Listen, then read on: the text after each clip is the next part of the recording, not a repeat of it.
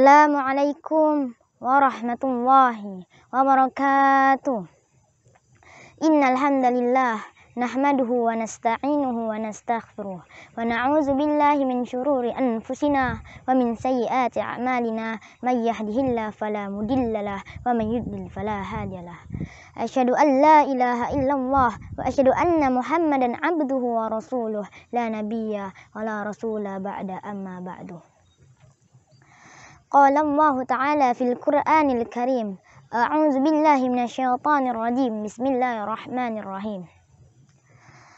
Subhanallazi asra bi'abdihi laylan minal masjidil haram ilal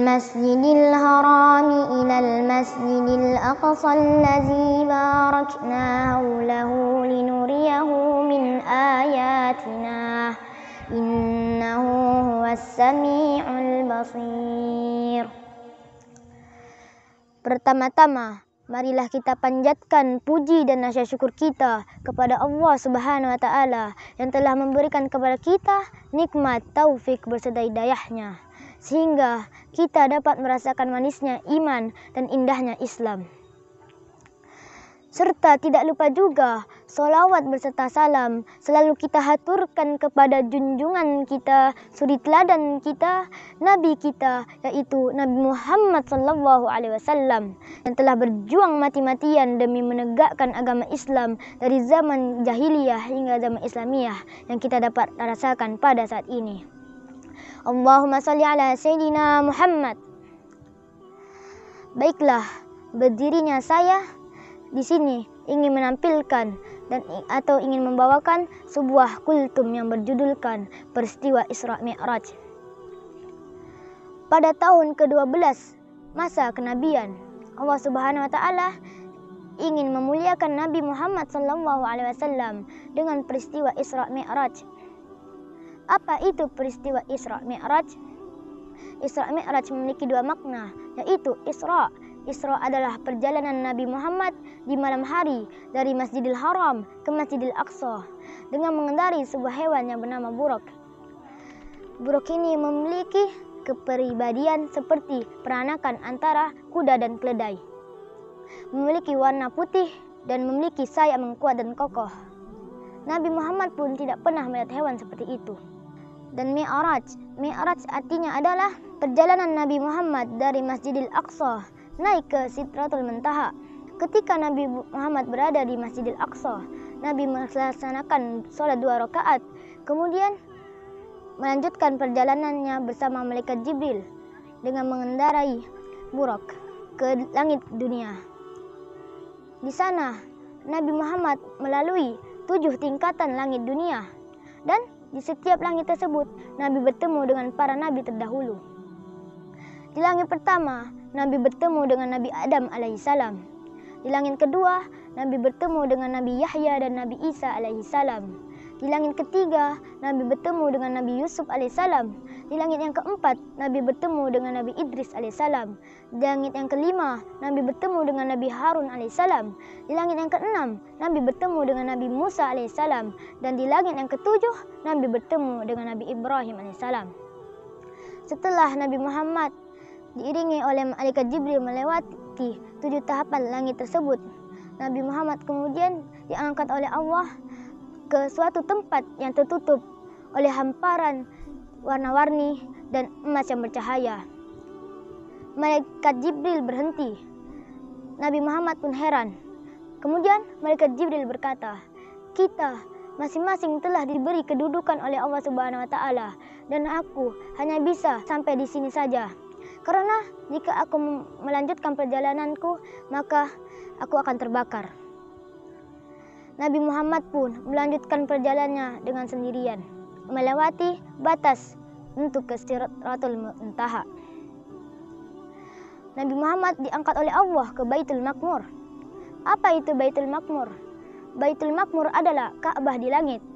Karena di sana setiap harinya malaikat yang berjumlah 70.000 masuk ke dalamnya untuk beribadah kepada Allah Subhanahu wa Ta'ala. Setelah itulah baru Nabi Muhammad menghadap kepada Allah Subhanahu wa taala. Di situ puncaknya peristiwa Isra dan Mi'raj. Nabi Muhammad mendapatkan perintah dari Allah Subhanahu wa taala, yaitu salat sebanyak 50 rakaat sehari semalam. Dan diwahyukan kepada Nabi Muhammad ayat terakhir surah Al-Baqarah. Setelah Nabi Muhammad mendapatkan perintah tersebut, Nabi Muhammad beserta malaikat Jibril turun kembali ke Ka'bah. Tetapi ketika Nabi Muhammad bertemu dengan Nabi Musa bertanya, "Apa yang telah diperintahkan kepadamu dan umatmu ya Muhammad?" Nabi Muhammad pun menjawab, "Telah diperintahkan kepadaku salat 50 rakaat sehari semalam."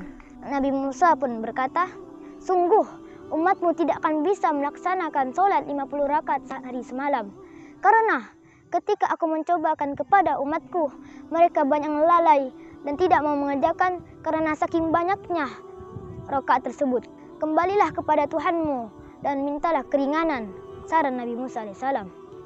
Nabi Muhammad pun kembali ke Sidratul Muntaha ke hadapan Allah Subhanahu wa taala, dan permintaan Nabi Muhammad pun dikabulkan oleh Allah Subhanahu wa taala. Nabi pun turun bertemu Nabi Musa, dan Nabi Musa pun menyuruh lagi mengurangkan rakaat. Hal ini terjadi sampai tersisa 10 rakaat. Setelah itu Nabi Muhammad pun turun untuk bertemu Nabi Musa lagi. Nabi Musa pun berkata, "Kembalilah kepada Tuhanmu, karena aku takut umatmu banyak yang lalai." Nabi Muhammad pun kembali lagi menghadap Allah Subhanahu wa taala. Allah pun mengabulkan permintaannya dan Allah berfirman, "Salat 5 waktu itu sama nilainya dengan salat 50 rakaat." Setelah itu Nabi Muhammad pun turun dan bertemu dengan Nabi Musa. Nabi Musa berkata, "Mintalah kembali." Tetapi Nabi Muhammad berkata, "Aku sudah malu, aku sudah ridho, aku sudah menerima ketetapannya." Setelah itu Nabi Muhammad pun melanjutkan perjalanannya untuk kembali ke Ka'bah. Dan ketika Nabi Muhammad kembali, keadaan hari itu masih malam. Ketika menjelang pagi, Nabi Muhammad keluar rumah dan berkata, "Wahai penduduk Mekah, apakah kalian akan percaya jika aku telah melakukan perjalanan dari Masjidil Haram ke Masjidil Aqsa?" Banyak dari penduduk Mekah yang merasa terheran dan banyak yang berkata, "Engkau bohong ya Muhammad, tidak mungkin engkau ke Masjidil Aqsa dalam waktu hanya malam saja. Karena jika kita pergi ke Masjidil Aqsa membutuhkan waktu sekitaran paling cepat itu 1 bulan." Tapi ada satu orang yang langsung membenarkan perkataan tersebut. Siapakah dia? Dia adalah Abu Bakar. Ketika Nabi Muhammad mendengar perkataan Abu Bakar, Nabi Muhammad pun memberikan julukan kepada Abu Bakar, yaitu As-Siddiq, yang artinya yang membenarkan. Kesimpulannya adalah banyak sekali yang kita dapat ambil dari perjalanan Isra Mi'raj Nabi Muhammad ini. Salah satunya adalah sejarah diwajibkannya salat 5 waktu. Karena salat juga adalah amalan yang pertama kali dihisab di hari akhir kelak. Dan juga salat dikenal juga dengan tiangnya agama. Misalnya, ketika kita mencari rumah, kemudian kita menghancurkan tiangnya, apakah rumah tersebut masih bisa berdiri dengan tegak? Tentunya akan runtuh. Seperti itulah salat. Jika kita lalai dalam mengerjakannya, tidak mau dalam mengerjakannya, dan tidak mau bertobat jika tidak mengerjakannya, maka seperti kita menghancurkan agama Islam dari dalam. Maka dari itu, saya mengajak kepada kita semua, khususnya untuk diri anak pribadi, untuk selalu mengerjakan salat dengan niat hanya mengharap ridho Allah Subhanahu wa taala. Karena jika kita juga harus bersyukur. Karena salat yang mulanya 50 rakaat menjadi 5 rakaat. Mungkin hanya ini yang bisa dapat saya sampaikan. Kurang lebihnya saya mohon maaf. Yang salah datangnya dari diri saya pribadi, yang benar datangnya dari Allah Subhanahu wa taala. Afwan minkum, summa assalamualaikum warahmatullahi wabarakatuh.